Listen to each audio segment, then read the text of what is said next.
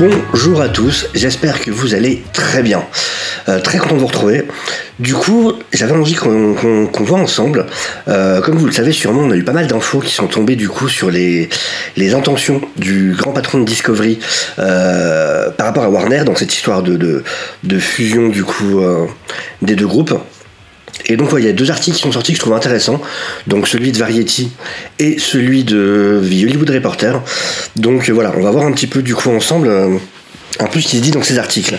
Sachant que j'ai fait une traduction Google Translate parce que c'était plus pratique que de moi traduire au fur et à mesure.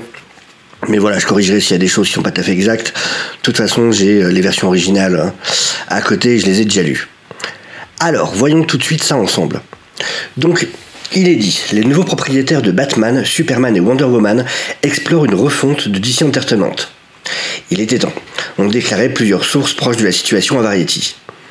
Cela fait moins d'une semaine que Discovery a conclu son accord de 43 milliards de dollars, quand même, pour Warner Media, rejoignant l'un des plus grands producteurs de programmes de télé-réalité, donc Discovery, avec l'une des marques de divertissement les plus vénérables sous le nouveau surnom de Warner Bros. Discovery. David Zaslav, le PDG des sociétés combinées, et la haute direction ont joué avec l'idée de transformer DC en sa propre verticale de contenu solidifié. Alors ça c'est intéressant, on a indiqué les sources. Ça c'est intéressant.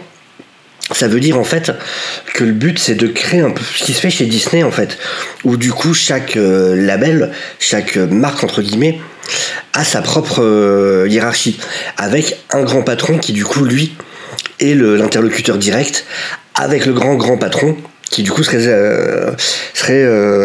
Zaslav. Exactement comme ce qui se fait avec par exemple un Feige ou une Kennedy, ainsi de suite, qui du coup vont aller discuter directement avec avant Bob Iger et maintenant Bob Chapek. Donc c'est vraiment, ça ressemble beaucoup au système de Disney dans ce fonctionnement. Alors je précise tout de suite par contre pour ceux qui sont vraiment intéressés par le côté qu'est-ce que ça signifie pour Snyder, parce que je sais qu'il y en a beaucoup, c'est pas vraiment le point sur lequel je vais appuyer parce que je suis pas spécialiste là-dessus du tout.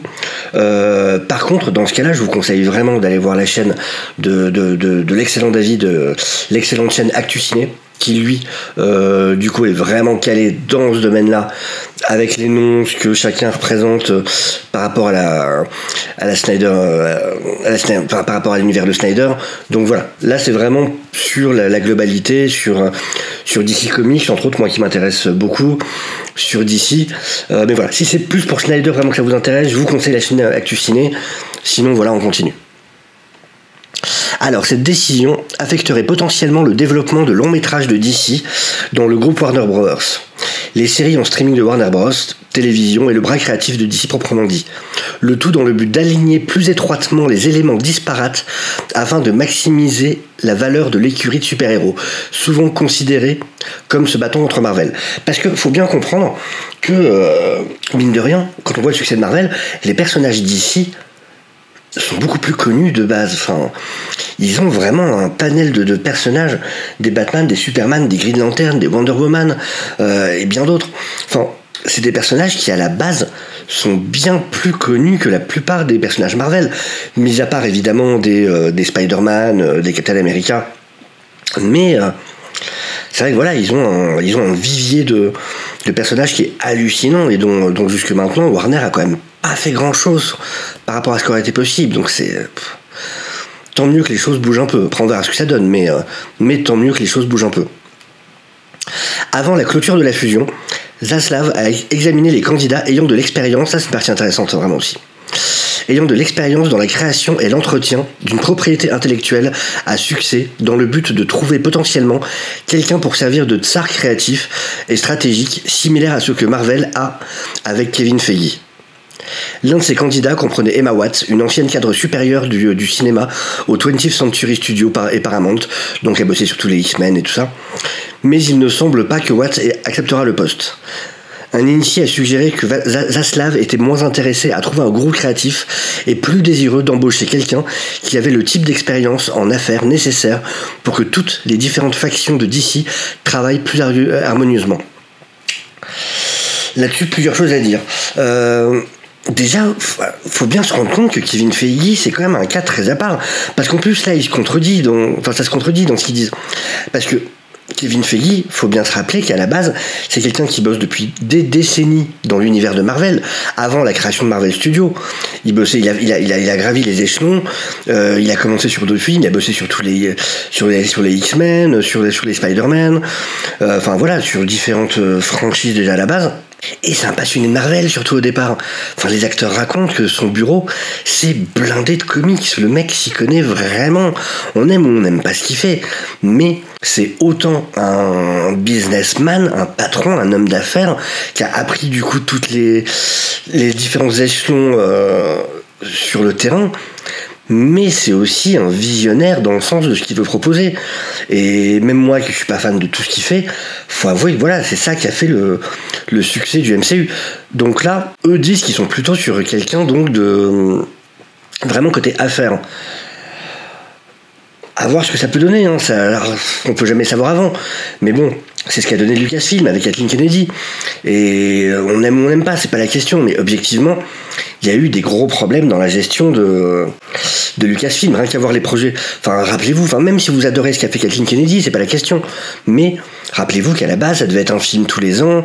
Il y avait tout un tas de projets qui ont été balayés parce que les choses se sont pas passées comme prévu. Donc, je sais pas. Ça, la partie là, ouais, à voir, vraiment à voir. Les initiés disent que Zaslav pense que le succès de la fusion, qui a laissé la société fortement endettée, reposera en grande partie sur la libération du plein potentiel de l'univers des personnages de DC Comics. Donc voilà, on voit que vraiment, en acquérant Warner, Zaslav compte énormément sur la franchise DC Comics. Donc on va clairement voir beaucoup de choses se passer de ce côté-là. Ça, voilà, c'est une de leurs priorités dans cette fusion. Les unités de Discovery pensent que bien que DC ait obtenu un succès cinématographique avec des films récents tels que Aquaman et The Batman, il lui manque une stratégie créative et de marque cohérente. C'est pas faux. C'est pas faux. Alors après, j'espère, on en reparlera après, mais j'espère que par là, ils veulent pas forcément dire que ce soit tout un univers étendu, mais bien vraiment juste une cohésion dans comment les choses passent. Et en plus, ils parlent de marque, donc là, ça parle pas que du cinéma. Ça veut dire c'est le cinéma, c'est le merchandising, c'est les comics, c'est la télévision, enfin en tout cas le streaming. Donc voilà, c'est une cohésion entre le tout. Discovery pense que plusieurs personnages haut de gamme, tels que Superman, ont été laissés à languir et doivent être revitalisés. Merci. Ce que tout le monde dit. Que vous avez un personnage comme Superman et que vous en faites quasiment rien et que c'est une honte, et qu'au-delà de Superman, c'est vrai aussi pour les Green Lantern, on sait toujours pas ce qui se passe avec la série, et de toute façon ça aurait dû être fait depuis longtemps, et plein d'autres personnages au sein de DC avec qui vous pouvez faire des choses extraordinaires. Et c'est d'une paresse pour l'instant ce qui s'est passé, c'est assez incroyable. Il pense également que des projets comme Joker de Todd Phillips sont un brillant exemple de la façon dont les personnages de la bibliothèque DC peuvent et doivent être exploités. J'espère que par là, ce qu'ils veulent dire, parce que là on peut que essayer d'imaginer, c'est dans le sens de enfin accepter de donner la liberté créative à des gens dont c'est le métier, dont c'est le talent, quoi. Comme ça a été le cas pour Snyder vite fait, même s'il a toujours eu un peu des bâtons dans les roues, comme ça a été le cas plus dernièrement pour Matt Reeves. Enfin voilà, quoi. Harley Quinn de Margot Robbie en est un autre exemple. On peut en discuter. Ça prête à discussion, ça prête à débat. DC a commencé à trouver des moyens pour que ces films sur grand écran inspirent plus de contenu en streaming. Donc voilà, ça, le souci, c'est dans la partie cohésion, justement. Ça veut dire plus aller sur des spin-offs, un peu ce que fait Disney Plus maintenant avec le Marvel Universe, en fait. Ça veut dire, voilà, on fait un film, ça a marché, on en profite, on crée d'autres programmes à côté, du coup, en parallèle de ça. Pourquoi pas des comics aussi, parce que ça va jouer sur les comics. Ça, clairement, je pense que cette histoire de cohésion, on va l'avoir aussi dans les comics. Donc, à voir ce que ça va donner. Parce qu'il semblerait des échos que j'ai pu avoir, que oui, clairement, surtout au niveau marketing, il risque d'y avoir des changements clairement bientôt. En tout cas, les gens chez DC Comics s'attendent à des changements dans le prochain mois. Ça commence déjà à discuter là-dessus au sein de DC. Donc, donc Peacemaker, qui est un spin-off de The Suicide Squad, ainsi qu'une prochaine série prévue sur Colin Farrell, le Pingouin, et la police. Alors la police, non, ça a changé, ça serait sur Arkham maintenant. Mais la société estime que DC doit faire plus pour développer son approche par rapport à la bande dessinée en fait. Donc je pense à vraiment jouer sur tout, notamment en renforçant les jeux. Et ça c'est vraiment cool. Quand enfin on ait des jeux d'ici, voilà, enfin un éventail plus large de jeux d'ici, pareil, avec une franchise pareille. Il est où le jeu Superman dont on rêve tous depuis tellement longtemps? Un bon jeu Superman. Il est où? Qu'est-ce qui se passe? Pourquoi on l'attend encore? Me dites pas que c'est pas possible à l'heure actuelle. Vraiment, non. Et enfin, voilà, des jeux, il y a tellement de choses à faire en jeux vidéo, des RPG, que ce soit en FPS, que ce soit en jeu d'aventure, en ce que vous voulez, enfin... Vraiment, c'est un vivier sans fond, quoi. C'est fou, et c'est juste... En plus, voilà, ils ont leur studio Warner, mais ils peuvent aussi licencier ça d'autres studios. Il y a plein de studios très talentueux qui ne demanderaient pas mieux que d'avoir l'occasion de bosser sur des licences d'ici. Enfin, c'est... Sous Walter Hamada, qui a repris DC Films de John Berg et Geoff Jones en 2018, l'unité a atteint plus de cohérence en termes de réception critique et commerciale des films de la société. Il est sous contrat jusqu'à la fin de 2023 et pourrait jouer un rôle important dans tout ce que Zaslav a prévu. Alors si je dis pas de bêtises, lui par contre Hamada il est pas aimé par pas mal de monde. Donc je sais pas ce que ça va donner. Du coup forcément ils ont avantage à le laisser finir son contrat, parce qu'une rupture de contrat ça veut dire pas mal d'argent à payer dans le vent, quoi, qui rapporte rien derrière. C'est pas un investissement, c'est de l'argent offert. Mais ouais, si je me souviens bien de ce qu'ont pu dire des gens comme David justement d'Actu Ciné ou Captain Morpheus de Geekology, Hamada, je crois que peu de monde le porte pas dans leur cœur, clairement pas. Zaslav s'est engagé à trouver Zaslav s'est engagé à trouver 3 milliards de dollars de synergie dans la société nouvellement fusionnée. Un signe de l'importance de la réduction des coûts pour les nouveaux propriétaires de Warner. Faut bien comprendre ce qu'on vient de lire.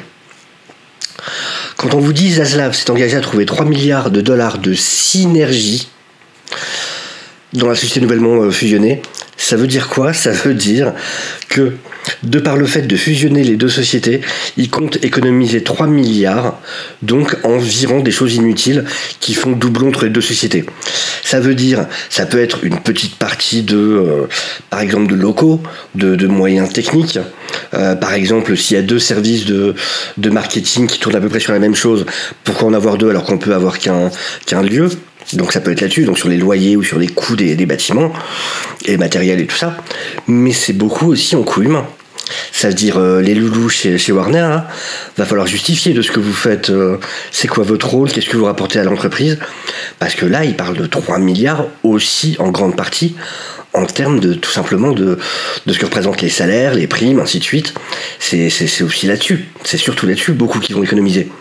Ça veut dire, tu sers à quoi? J'ai pas besoin de toi, j'ai déjà quelqu'un chez moi qui fait ça, qui le fera bien, ciao, au revoir. Et à tous les niveaux.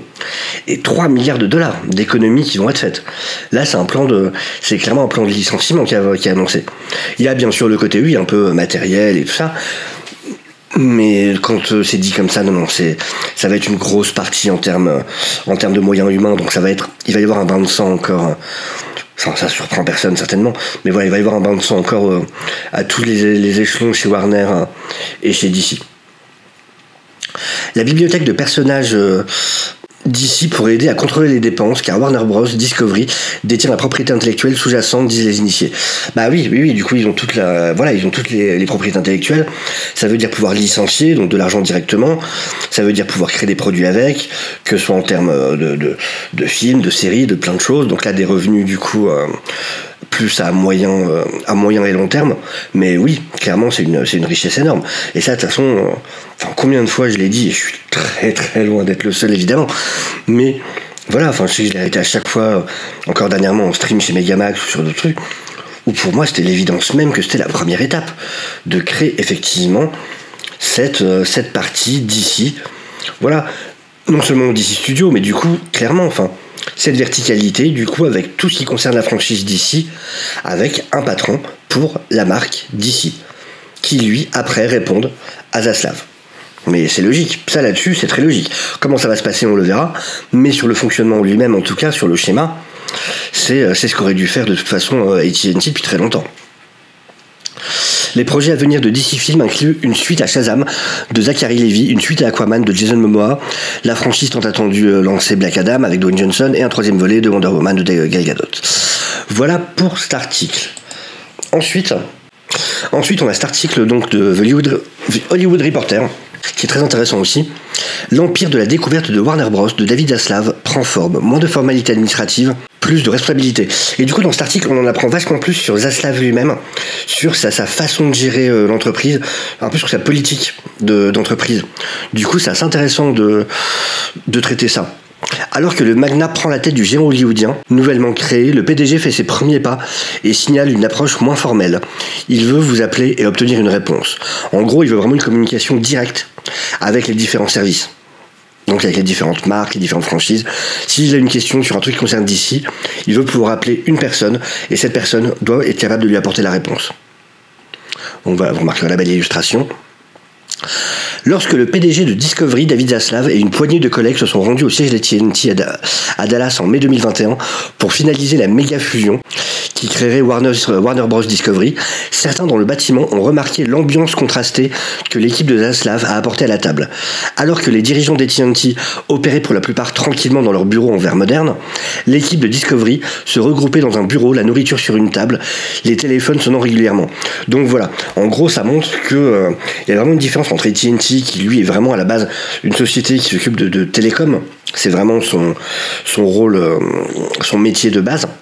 Et donc il y a une grosse différence dans sa façon de travailler tout simplement avec ce Discovery où c'est plus un côté main dans le cambouis, on arrive tous dans une pièce, on sort la bouffe, allez, on y va jusqu'à ce qu'on ait trouvé les solutions. Donc déjà c'est assez intéressant ce truc là, gros changement de manière de travailler. C'était un peu une culture de style, alors dans l'original ils disent en gros une culture de on se retrousse les manches, style familial et on se retrousse les manches.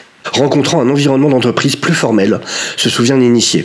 Cela peut aider à expliquer pourquoi le nouvel organigramme de Warner Bros. Discovery, dévoilé avant la conclusion de l'accord du 8 avril, a élevé les hauts dirigeants du divertissement d'une manière qui signifiait qu'ils auraient l'oreille du patron ultime. Donc voilà, en gros, vraiment les services qui l'intéressent le plus du coup au sein de Warner, les gens axés sur ces services particuliers-là, il les a élevés à une fonction qui fait que maintenant ils lui répondent à lui directement. Et pas 12 étapes, machin. Maintenant, c'est lui l'interlocuteur. Donc vraiment, un système à la Bob Iger. On retrouve vraiment ce système qu'il avait créé. Où vraiment Bob Iger voulait un contact. Alors lui, il était très intéressé par les créatifs, en plus du côté business. Mais du coup, il voulait vraiment ce côté très de communication directe. Pour que les choses aillent vite, en fait, tout simplement. Qu'il soit réactif et que les décisions puissent aller très vite. Pour coller à l'air du temps. Aujourd'hui PDG de Warner Bros. Discovery, Zaslav a choisi des cadres supérieurs qui se composent principalement de ses lieutenants de Discovery, mais aussi de 4 cadres de Warner Media qui restent, dont 3 à la tête. Donc voilà, vous voyez la liste là à l'écran, donc les 3 qui gardent, donc Casey, Channing Dungay et Toby Emmerich. Chez Warner Media, les dirigeants étaient superposés, relevant Dan Sarnoff, qui a son tour relevé de Jason Kilar, qui a son tour relevé du patron d'AT&T, John Stankey. Désormais, ils relèveront directement du PDG. Donc comme je vous disais, voilà, maintenant c'est communication directe, on perd pas de temps avec les différents échelons. La nouvelle structure de Warner Bros. Discovery, qui a élevé les cadres créatifs qui étaient auparavant superposés, contraste avec la nouvelle structure que le PDG de Disney, Bob Chapek, a mis en place dans son entreprise en 2020.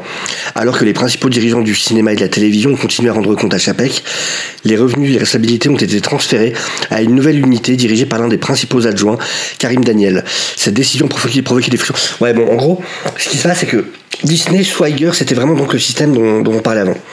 Sauf qu'avec l'arrivée de Bob Chapek, lui, justement, maintenant, a mis en place, ça j'en parlais à l'époque, du coup, ce mec, Karim Daniel, qui a un rôle ultra important. En gros, c'est lui qui va avoir quasiment la main mise pour décider un peu de quel programme doit se diriger où. Par exemple, tous les problèmes de Pixar, les films qui vont sur Disney+, au lieu d'aller au cinéma, c'est lui. C'est celui qui a ce pouvoir décisionnaire là. Et ouais, c'est un mec qui a énormément de pouvoir, qui est un vieux fidèle de Bob Chapek. Et voilà, c'est ce qui a créé plein de tensions au sein entre autres les tensions de Kevin Feige concernant Black Widow par exemple, qu'il a eu avec Disney pendant un moment, où on est passé pas loin de la catastrophe de ce côté-là pour Marvel et Disney. Mais donc voilà. Dans une note au personnel en janvier, Chapek a tenté de calmer ses inquiétudes. Ouais, bon, là il parle de Disney, on s'en fiche. Chez Warner Bros. Discovery, le message semble être que Zaslav lui-même jouera un rôle pratique et donnera un accès direct aux meilleurs cadres créatifs, tout en leur laissant le feu vert des projets de films et de télévision. Donc voilà, ça va vraiment jouer sur chacun. Si t'es efficace, tu diriges ton service, c'est toi qui décides ce que tu lances ou pas, du moment que tu ramènes des résultats. Si tu ramènes du chiffre, on est bon. En gros, voilà, c'est le système qu'il est en train de mettre en place, dont il semblerait qu'il va mettre en place en tout cas. Zaslav a salué la nouvelle structure lorsqu'il a dévoilé l'équipe de direction, vantant ses moins de couches, plus de responsabilités et une orientation stratégique singulière en tant que société mondiale de contenu pure play. Une source décrit l'objectif comme étant de responsabiliser les cadres créatifs, d'éviter les silos, donc les étapes, et d'assurer une prise de décision rapide. Après tout, Zaslav a la réputation d'être axé sur les résultats, mais aussi d'avoir une approche moins formelle et plus collaborative, ce qui peut être bon pour Warner. Encore une fois, on verra que ça va donner, mais vu comme ça peut être intéressant. Ce qui le conduit à appeler assez régulièrement les dirigeants. Il veut avoir quelqu'un qui sait comment le faire, voilà ce qu'on disait tout à l'heure. Partage un cadre supérieur qui a travaillé avec lui. Il veut vous appeler, par exemple, et obtenir une réponse. Ainsi, les meilleurs talents qui parlent à Bloys, Dungy et Emmerich peuvent être sûrs qu'ils ont cette ligne directe vers le sommet. C'est-à-dire que voilà, dès que quelqu'un a fait ses preuves et ça, il aura le numéro de Zaslav, et c'est-à-dire s'il y a un truc, tu m'appelles. On perd pas de temps, appelle-moi, je te donne le feu vert, c'est parti. Donc c'est pas inintéressant, hein. Zaslav s'est assuré aussi de télégraphier son engagement à manger, dormir et respirer Hollywood depuis que l'accord a été dévoilé. Dans le premier... En gros, ouais, ce qu'il dit, c'est qu'il a déménagé carrément.